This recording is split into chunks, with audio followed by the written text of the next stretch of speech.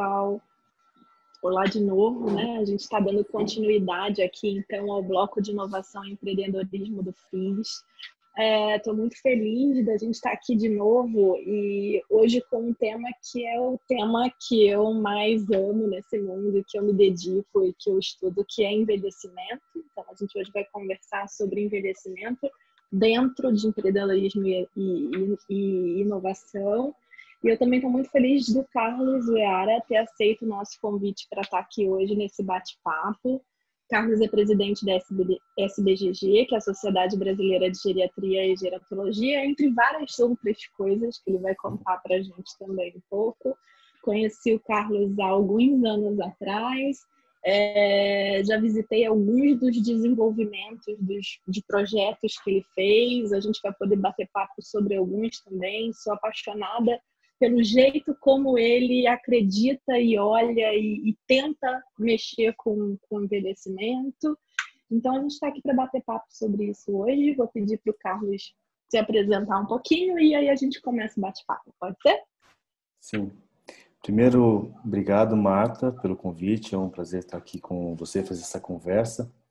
Como você disse, eu sou o atual presidente da Sociedade Brasileira de Geriatria e Gerontologia, mas sou também médico geriatra, tenho especialização em medicina preventiva, fiz curso de gestão hospitalar e hoje o meu dia a dia é mais como um gestor em saúde do que na prática clínica de fato. Mas na minha carreira, depois da minha residência médica e minha especialização em geriatria, eu trabalhei por um bom período no Centro de Referência do Idoso aqui no município de São Paulo, que é uma referência aqui na capital, para pessoas com mais de 60 anos. E lá a gente conseguiu desenvolver várias atividades, acho que várias coisas inovadoras no SUS, para o atendimento ao idoso. Eu acho que a gente pode começar por aí. Eu acho que quem não conheceu o CRI e gosta desse tema, gosta dessa área, deveria conhecer. Aqui no Brasil é um centro que eu poucas vezes vi algo semelhante. Então, assim, é uma pena que só tenha em São Paulo, né? E eu começo descrevendo um pouquinho o CRI só para te fazer uma pergunta. Então, o CRI ele é um centro de referência. Quando eu visitei, eu gostei demais. Você tem já idosos referenciados para esse lugar, não é uma porta de entrada, né? Ali você tem especialistas e você também tem centros de convivência, centros de estímulo à cognição, tem uma área que tem toda a demonstração para a família e para o paciente de adaptação do próprio lar, tem toda uma área de oficinas, de sociabilização, né? E de trabalho mesmo com a cognição. Então, ele é um centro completo, tem festa, tem baile, é muito legal, gente. E, assim, é um lugar enorme, lotado de gente, é muito, muito legal. E aí vem a minha primeira pergunta. A gente está aqui falando de inovação, de empreendedorismo, nem sempre, ou na maioria das vezes, inovação não é aquela máquina de tomografia de ressonância de última geração. Inovação é adaptar uma prática para aquela real necessidade daquela população para você ter um melhor resultado. Né? Como que você vê isso dentro do envelhecimento? Quais são essas necessidades? Por onde você vê que a gente está atrasado ou adiantado e que caminho a gente deveria seguir para a gente ter uma melhor prática mesmo de cuidado do idoso aqui no Brasil? Bom, vamos falar um pouquinho do CRI, O CRI ele é um ambulatório de atenção secundária do SUS. O que quer dizer isso? O SUS ele é dividido em níveis de atenção, Ele é hierarquizado, tem atenção primária à saúde, que são os postos de saúde, que são aquelas unidades próximas de casa, tem atenção especializada, que é a atenção secundária, o terciário, que são os hospitais. Então, na atenção especializada é onde se enquadra o CRI. Então, todo idoso que é acompanhado na atenção primária, ele pode ser encaminhado para a atenção secundária no CRI. Então, mas nem todos os idosos da atenção primária irão para a atenção secundária. Por quê? Nós não temos profissionais suficientes para atender toda a população idosa, especialistas. A gente tem geriatra em número adequado. A gente tem menos de 2.000 geriatras formados no país, né, titulados, ou com um registro no Conselho Federal de Medicina. Mesmo especialistas em gerontologia é um número pequeno. Então, a ideia é que todo profissional de saúde ele tenha algum tipo de capacitação e consiga resolver uma parte dos problemas do idoso, né, com orientação, e vai para a atenção secundária. E também acho que é importante a gente não olhar o idoso apenas como um ser doente, né, como só pelo lado do problema. É lógico que toda inovação ele vem para resolver um problema. A gente tem que olhar o idoso como uma oportunidade. Envelhecer é um dos maiores privilégios que existem, né? E também é um dos grandes legados do século passado. Então, se a gente ficar só olhando o idoso como aquela pessoa que necessita de ajuda, que é isolado e que ele precisa sempre o apoio de terceiro, a gente está deixando de olhar para uma gama enorme de idosos, né, que são cerca de 1 milhão de idosos todos os anos que aumentam nessa faixa acima dos 60, né, e que são totalmente independentes, que a gente pode trazer inovação para eles.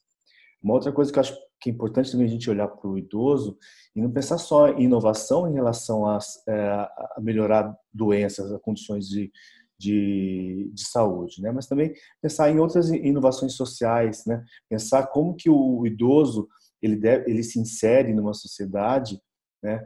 Que tenha possibilidades culturais, de esporte, para ter um convívio harmonioso com outras faixas etárias e não só aquele restrito a gueixos em que ficam só idosos, né, conversando sobre os assuntos deles, que não interessam para as populações, mas assim integrá-lo ao resto da população. Eu acho que isso é um passo que a gente tem que dar, porque se a gente for para a Europa, lá eles estão falando muito principalmente de inovações sociais, né? Em como manter esse idoso inserido na sociedade, que são idosos que têm lá seu problema de saúde, mas está controlado, ele não é um ser sem saúde, né?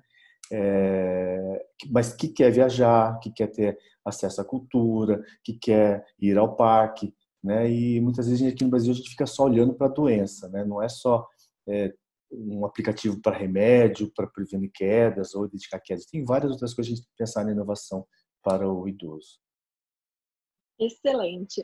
Eu costumo, nas apresentações que eu faço e tal, eu coloco o novo idoso, porque a gente tem aquela ideia do idoso vovó, né, de bengala e tal.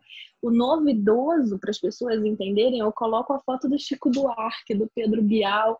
Essa galera é uma fatia gigante do idoso que a gente tem hoje, né? Então, quando a gente fala idoso, envelhecimento, a gente tem uma fatia da população muito grande e que vai se diferenciar muito menos pela faixa etária e muito mais pelo grau de fragilidade, né? Então, você pode ter um idoso de 60 super frágil e um de 90 super ativo. Então, a gente ainda tem um conceito um pouco difícil, né, com relação a isso. E aí, eu queria te perguntar... Pode falar. Desculpa, que o envelhecimento ele é muito heterogêneo, né? Assim, se eu pegar 10 crianças de 10 anos, elas vão ter o mesmo desenvolvimento neuropsicomotor, vão ter as mesmas características, vão ter necessidades semelhantes. Se eu pegar um grupo de 10 idosos de 70 anos, ele é muito heterogêneo. Eu vou ter desde um idoso acamado até um idoso totalmente independente, que às vezes faz maratonista. Então, a gente tem que enxergar que o envelhecimento ele é heterogêneo para todos. O meu envelhecimento é diferente do teu, que é diferente de quem vive na periferia, né? E isso é muito importante. E outra coisa também, que quando a gente pensa no idoso, são todos aqueles acima de 60. Então, eu tenho um idoso de 110 anos e um idoso de 60. São 50 anos de diferença. Então, não dá para colocar tudo na mesma caixinha. Eu acho que o novo idoso é importante a gente ter em mente também, porque o conceito, velhice é uma construção social, né? E essa construção social que a gente tem hoje, a gente chama de velho aquele acima de 60 anos, é uma construção da década de 1990. No começo de 1990, se olhasse uma pessoa de 60 anos, a maioria era debilitada, com suas doenças não controladas, eram muitos acamados, né?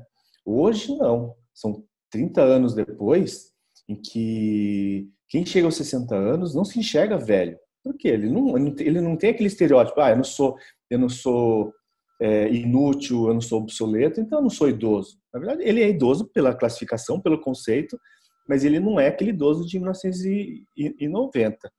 Né? E acho que é uma coisa importante também, né? Você falou do Chico Buarque. O Chico Buarque hoje tem 75 anos, sei lá. Ele é um baby boomer ainda.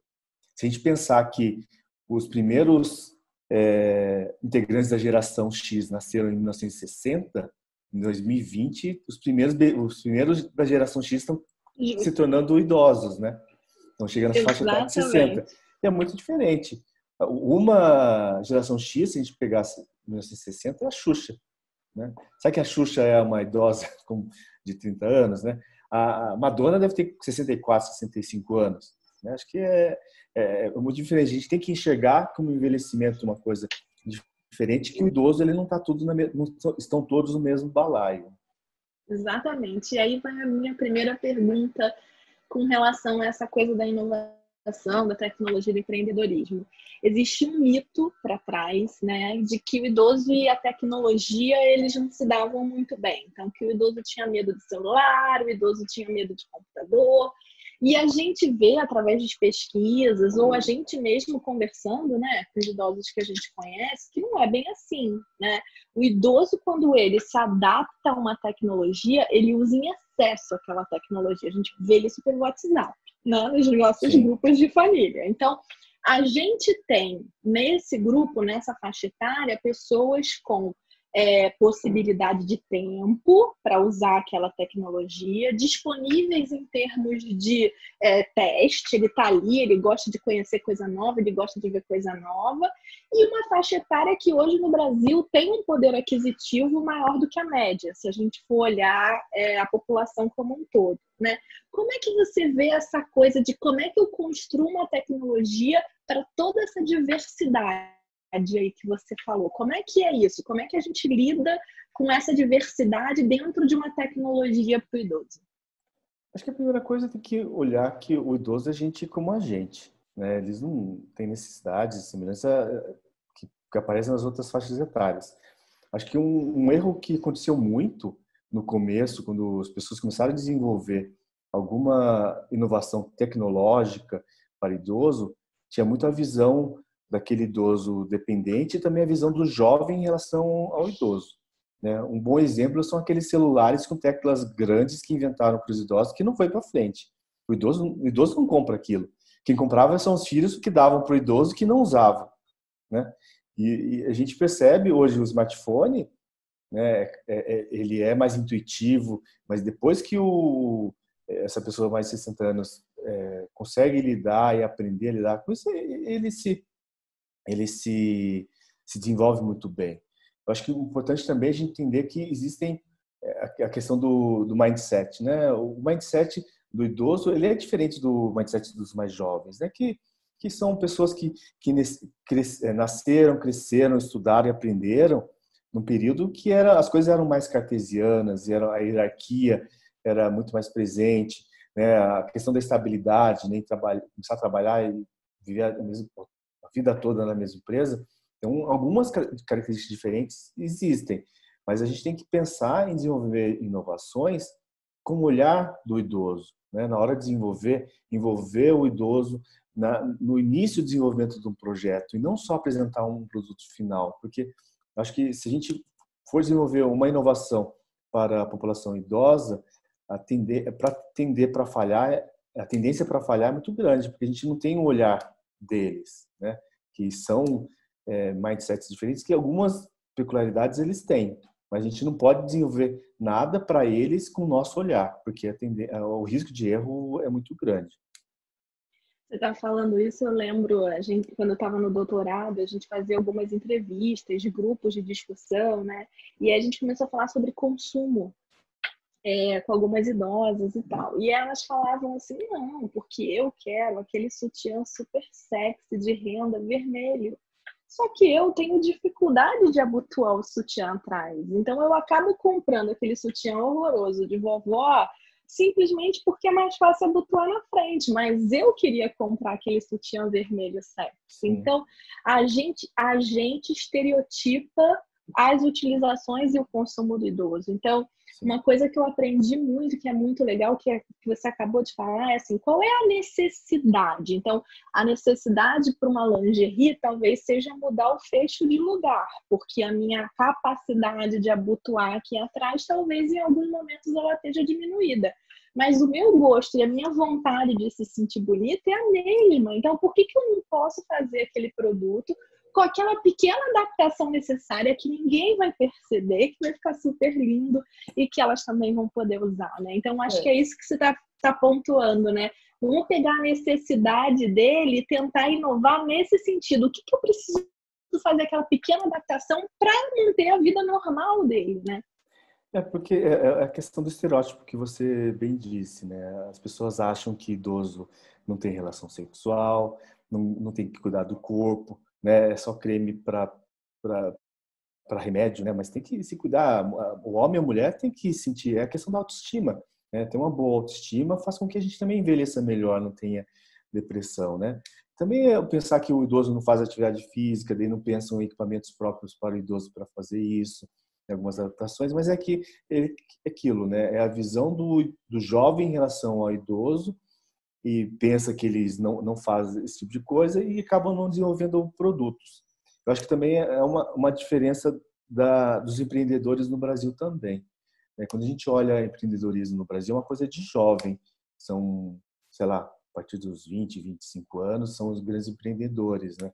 Mas se a gente for para fora, principalmente nos Estados Unidos, tem muita gente, inclusive idosos empreendendo, né? Então, aqui ainda a gente não tem isso. É um país de pessoas mais jovens, mas a gente tem que também pessoas mais velhas começarem a empreender e desenvolver esses produtos para essa população de mais velhos, não os mais jovens desenvolver para os mais velhos.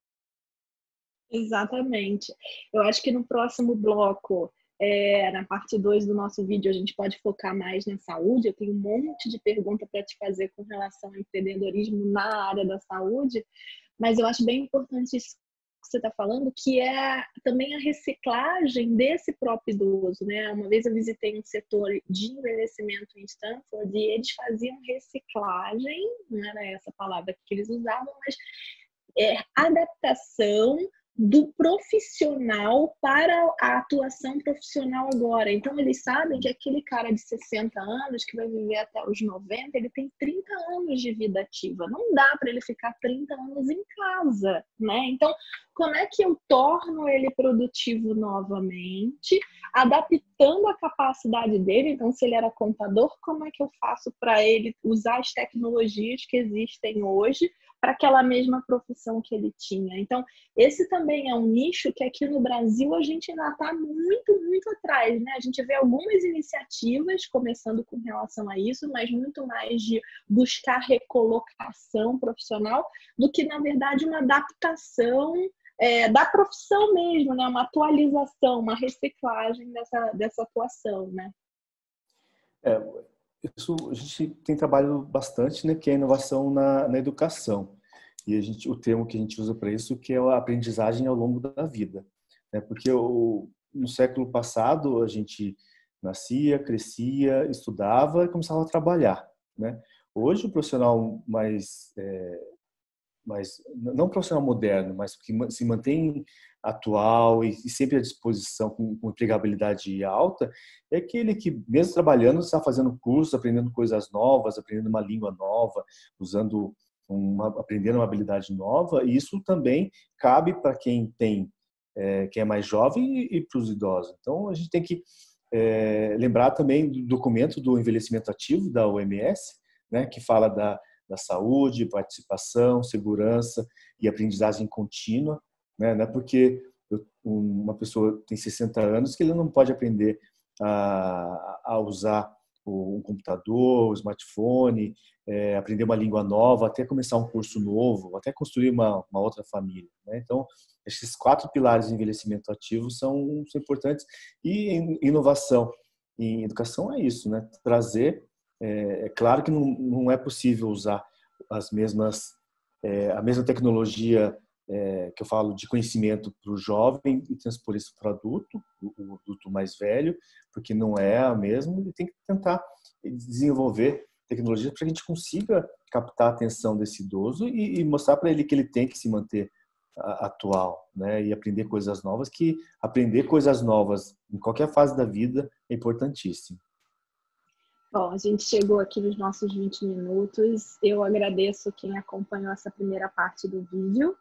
A gente vai entrar, então, daqui a 2 dias na segunda parte do vídeo. Eu sei que a gente deixou várias coisas aqui bem legais e emocionantes para a gente conversar depois. Eu tenho um monte de pergunta aqui para o Carlos. Eu sei que vai ser uma continuação de um ótimo papo. Obrigada, viu, Carlos? Eu agradeço. Obrigado.